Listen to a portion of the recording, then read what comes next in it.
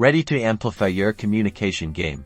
Let's dive into how easy it is to import numbers into Vapi Ai. First, log into your Vapi Ai dashboard and navigate to the Contacts section. This is where you'll manage your contacts and prepare for import. Look for the Import option. You'll typically find it as a button, which, when clicked, pulls up importing options. Vapi Ai is compatible with various file types, such as CSV or Excel spreadsheets. Before importing, make sure your contact list is clean and organized. Ensure a clear phone number column. Other helpful columns include name or email, offering more in-depth campaigns. Now, select your file. Choose your file from your computer, click Upload, and the magic begins. Next is mapping your columns. Match the columns from your uploaded file to the corresponding fields in Vapi Ai. For example, map the phone number column from your file to Vapi's phone number field. Take your time. Why this step is important. After mapping, you'll see a summary of your import. This confirms the number of contacts being imported and any potential errors. Click the Confirm Import button to proceed.